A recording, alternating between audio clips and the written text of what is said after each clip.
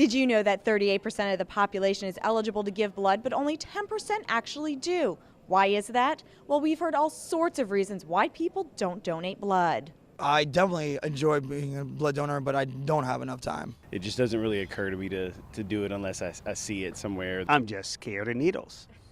I do not like needles.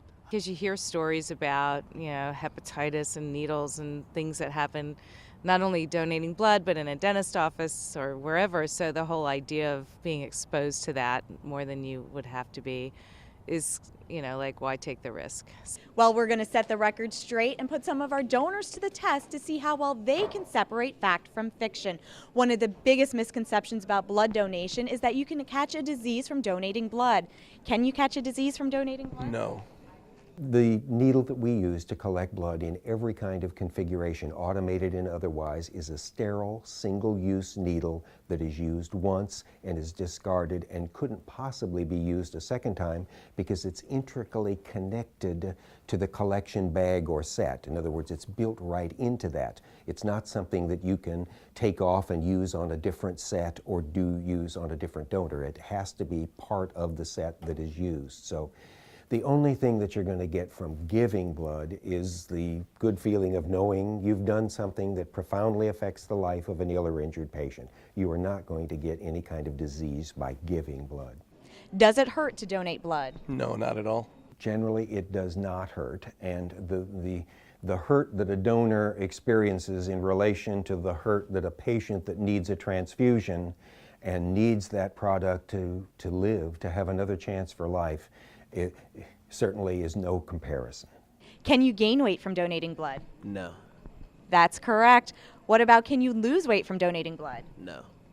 That's actually a trick question. 1 pint of blood donated or 1 unit of blood donated basically would lose about 1 pound in terms of gram weight that is associated with that product.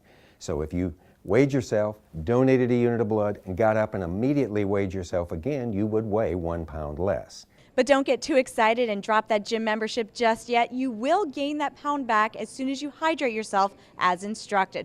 So what about if you have a tattoo? Can you donate blood if you've gotten a tattoo? Yes. That's correct. However, in Florida, you must wait 1 year after getting a tattoo or piercing to donate blood. How about some health concerns people have? Can you donate blood if you had diabetes? Yes. That's correct. As long as the diabetes is controlled and the loss or withdrawal of a small amount of blood is not going to hurt that patient, there's no problem. So what about if you've had cancer? Yes, you still can. That's correct. You can donate blood once you've been cancer-free for 1 year. And that's more for your own health, just to be sure that you are regaining your health after treatment for a cancer. But right now, the waiting period is 1 year because there's virtually no risk of transmitting cancer cells through blood transfusion and having that cancer cell engraft and grow and cause cancer in a patient.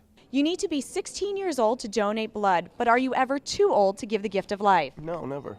We have donors that are in their 70s, 80s, and 90s that are healthy and are active blood donors. In this day and age of identity theft, many people are worried about giving out their social security number. True or false, do you need to present your social security card to donate blood? No, that's false. That's correct. You don't need to present your social security card. However, you do need to have a valid form of identification.